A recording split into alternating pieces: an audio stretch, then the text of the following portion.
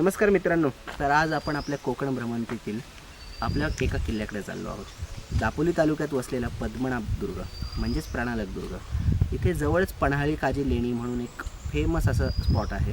तर तिथे त्या लेण्यांच्या वरती असणारा हा किल्ला शिलाहारकालीन म्हणजे साधारण 1000 वर्षापूर्वीचा हा किल्ला आपण पाहायला जाणार आहोत. या प्राणालक दुर्गास भेट देण्यासाठी आपल्याला दापोलीहून वाघदेलीहून दाभोळ पांगरी मागेर या 30 किलोमीटरच्या अंतरावर कोटजाई नदीच्या पात्राच्या बाजूने वरती पन्हाळे लेणीपर्यंत जाता येते आणि तेथून अगदीच 5 ते 10 मिनिटाच्या गाडी रस्त्याने आपण गडाच्या झोलाई माताच्या मंदिराच्या जवळ पोहोचू शकतो. तसेच दुसरा रस्ता म्हणजे दाभोळ या रस्त्यावर लाटीमाळ तेरे वायंगणी गावाकडूनही आपल्याला येथे पोहोचता येते.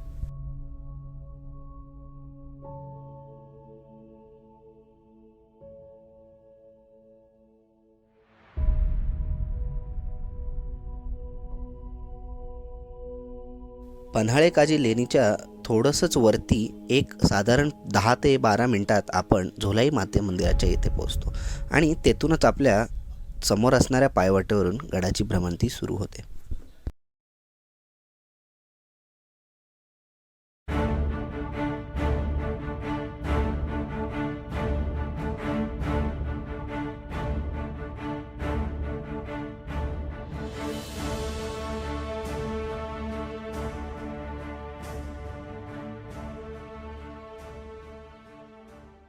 नमस्कार मित्रमंडळींनो. आता आपण आहोत पद्मनाभ दुर्ग किंवा प्राणालक दुर्ग याच्या समोर.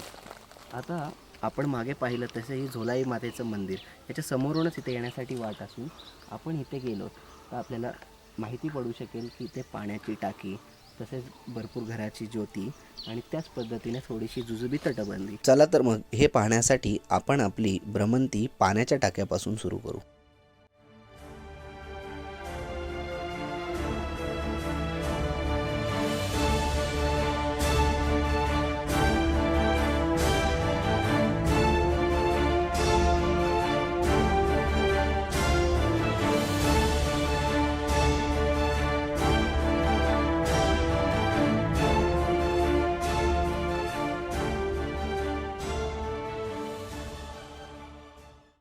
तर आत्ताच्या पन्हाळे काजीच्याच म्हणजे आपण आत्ता ज्याला पन्हाळे काजी म्हणतात पण पूर्वीच्या काळात ह्याला पन्हाळे म्हणून किल्ला संबोधला जायचा.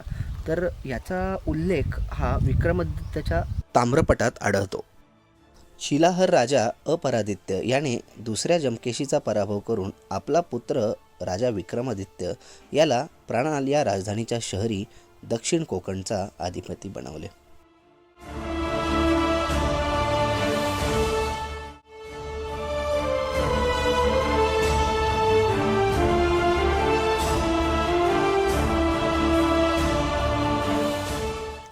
या किल्ल्याचं जुनेपण सिद्ध करणारे हे पाण्याचे टाकं.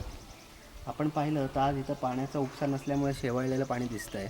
पण निश्चितपणे ह्या आपल्याला हे टाकं पाहिलं ही गोष्ट लक्षात येते की हा किल्ला निश्चितच पुरातन आहे. आता नाही म्हटलं तरी याला 1000 वर्ष झाले पण अजूनही निसर्गाची किमया बघा. इथे अजूनही पाणी आहे. उपसा नसल्यामुळे जरी पाणी व्यवस्थित नसलं पण एकदा याचं स्वच्छता केली तर ते पाणी येऊ शकतं.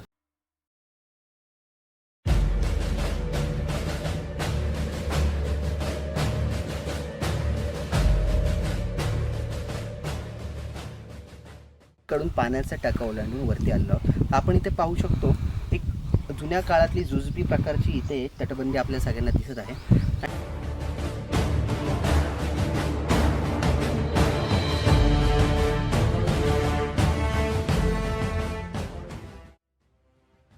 आपण आता गडमाथा आहोत.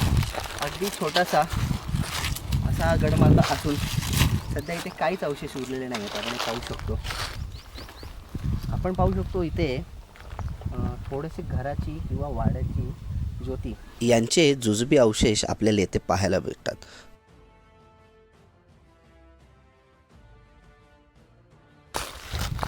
तर आपण आता गडाच्या एकदम मागच्या बाजूला आलेलो आहोत. आपण इथून बघू शकतो गडाच्या मागील भागातील परिसर निसर्गरम्य झाडी आणिच बाजूला वाहणारी कोटजाई नदी आणि भाताच्या शेतीचे दिसणारे अप्रतिम दृश्य आपले मन येथून हेलावून सोडते.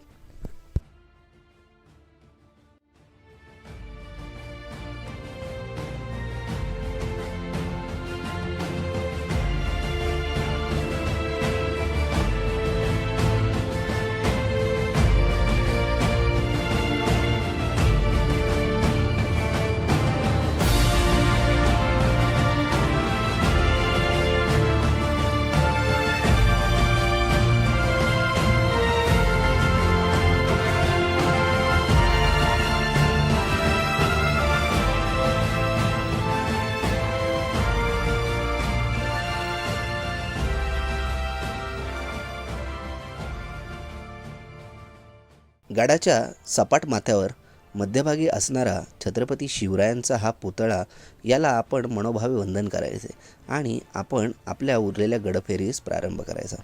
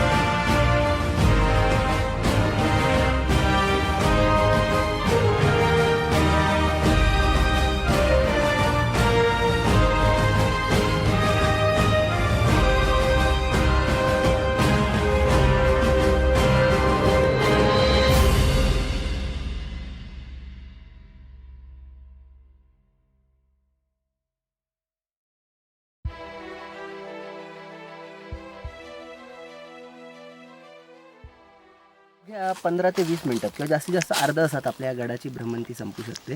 आणि आता आपण गडाच्या डावीकडून आपण उजवीकडून आत गेलो होतो, आता डावीकडून आपण बाहेर पडत आहोत. तिथे देखील आपल्याला जुजबी तटबंदी ही दिसत आहे.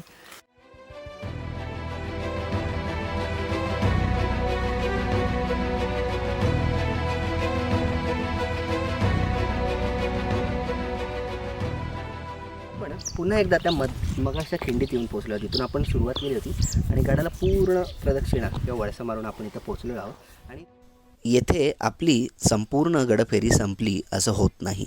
गडाच्या मागील भागात असणारे पाण्याचे टाके किंवा गुहा पाहण्यासाठी आपल्याला गाडीने पुन्हा एकदा मागील बाजूस जावे लागते आणि तेथून थोडंसं चढाई केल्यावर एक 5 मिनिटाच्या चढाईनंतर आपल्याला हे खडकात असणाऱ्या गुहा किंवा पाण्याचे टाके दृष्टिक्षेपात पडतात.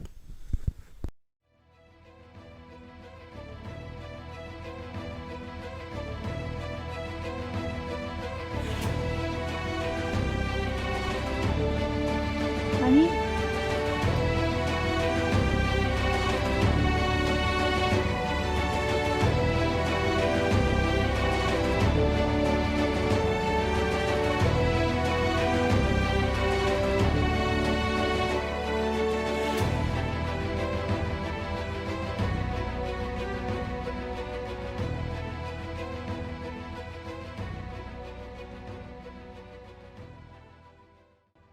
टॉर्च किंवा लाईटीच्या सहाय्याने येथील ह्या गुहा आपण पाहिल्यानंतर येथे आपली प्रणालक दुर्गाची संपूर्ण गडफेरी संपते आणि येथे आपण पुन्हा गेलेल्या झोलाई मातेच्या मंदिराजवळ जाऊन झोलाई मातेचं दर्शन आणि तिथला असणारा इतिहास जाणून घेऊयात.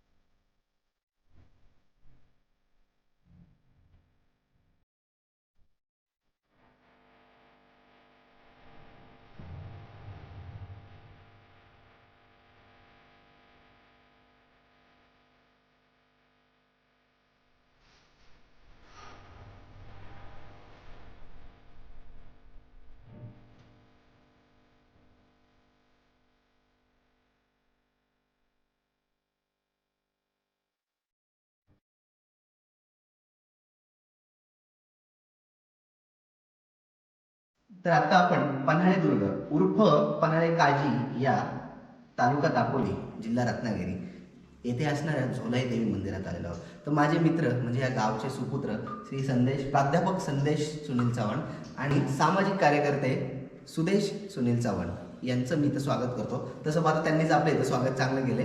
तर आपल्याला या देवीची, या मंदिराची आणि तसंच आजूबाजूला असणाऱ्या परिसराची तसंच इथल्या इतिहासाची माहिती आपल्याला संदेश सर देतील. झोलाई देवीचं मंदिर आहे. ह्या मंदिराचा जीर्णोद्धार 14 मे 2007 रोजी करण्यात आला. इथे टोटल 5 देव्या बसलेल्या आहेत, विराजमान झालेल्या. त्यामध्ये ती अंतरा आहे. इथे गावची प्रथा आहे की काही गावचा कार्यक्रम असेल तर देवीची मान्यता घेऊन केला जातो. तर तिथे अंतराई म्हणून ही देव आहे, तिथे तिला कळे लावले जातात. आणि त्यानंतर ही वरती चौथऱ्यावरती मध्यस्थानी विराजमान आहे ती झोलाई देवी आहे. त्याच्यानंतर वाघजाय आहे, नवलाय आहे, नवसरी आहे, मानाय आहे. तर अशी टोटल 5 देवी आहेत: झोलाय, आंध्राय, मानाय, वाघजाय आणि नवसरी. तर वाघजाय म्हणजे आपल्या गावाचं रक्षण करते, म्हणजे सर्व देवाला वेगवेगळ्या दिलेले आहे. नवसरी नवस फेडते किंवा असं पालखीला इथे शिमग्याला ह्या देवींना नवस गाराने गायले जातात, नवस केले जातात. आणि ही ग्रामदैवत ते लोकांचे नवस जिंकते असं इथली पूर्वपरंपरागत इतिहास आहे. तसंच ह्या गावाला एक वेगळा इतिहास म्हणजे इथे पन्हाळक नावाच्या राजाची राजधानी होती आणि त्या राजधानीचा किल्ला ह्या समोरच मंदिराच्या प्रवेशद्वारातून पाहिलं तर या डोंगरावरती तो किल्ला आहे. आजही त्याचे अवशेष म्हणजे तटबंदी ही पाहायला मिळते. साधारणतः 12व्या शतकाच्या काळातील हा किल्ला आहे. ह्या गावचं वैशिष्ट्य म्हणजे गावचं मंदिर आहे ते सगळ्यात उंच डोंगरावरती आहे आणि तुम्ही जर बाहेर पाहिलात तर कंबाच्या पाकळासारखा या मंदिराचा एक भाग दिसतो की डोंगराच्या ह्या पाकळ्या साईडून, आणि त्या प्रत्येक पाकळीवरती प्रत्येक वाडी वसलेली आहे आणि ह्या पाकळीच्या मध्यभागावरती हे गावचं मंदिर आहे. यानंतर खालून एक नदी जाते, आपण पाहिली तर तिचं नदीचं नाव आहे कोटजाई नदी.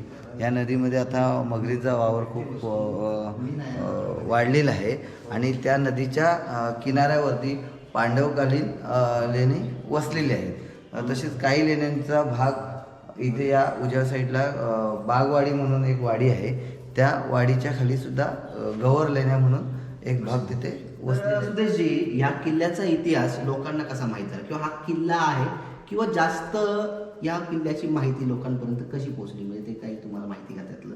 इथल्या शेतकऱ्याने शेती नांगरताना त्यांना एक अशी धातूची पेटी सापडली. त्या पेटीच्या आधारे नंतर ते जे माहिती अवगत करून ती इथल्या गव्हर्नमेंटला ती दाखवण्यात आली. त्याच्यानंतर त्याच्यामध्ये तो ताम्रपाठ म्हणून एक होता, त्याच्यामध्ये वाचन वगैरे करून इथली ती माहिती सापडली. त्याच्यानंतर मग आणखी शेती करत असताना मग त्या शेतीमध्ये मग थोडं अवजारं किंवा आणखी काही पुरातन वस्तू सापडल्या, त्याच्यावरतून मग माहिती जे अधिकारी असतात त्यांना ती माहिती देऊन तिथून मग इकडे येऊन त्यांनी ते पूर्ण उत्खनन करून त्याची परिपूर्ण माहिती घेऊन मग ते इतिहासात नाव किंवा ऐतिहासिक लेण्यांचा शोध इथे लावण्यात आला. माहिती दिली आम्हाला ती परिपूर्णच आहे. शोध लावेल, ताम्रपटांचा लिपींचा अभ्यास करून अजून इथली माहिती संकलन करण्याचा प्रयत्न करतील. तुम्ही दोघांनी दिलेल्या माहितीबद्दल धन्यवाद. जय हिंद, जय महाराष्ट्र. थोडीशी वाकडी वाट करून या मिनी महाबळेश्वर म्हणल्या जाणाऱ्या दापोलीच्या अगदी हाकेच्या अंतरावर असणाऱ्या या संपूर्ण विभागास जर आपल्याला भेट द्यायची असेल तर आपण दाभोळ रणचंडिकेचं मंदिर, पन्हाळेदुर्ग किल्ला, पन्हाळेदुर्ग लेणी आणि दापोलीत असणारे सुवर्णदुर्ग आणि त्याचे 3ही संरक्षक किल्ले हे आपण 2 दिवसात पाहू शकतो.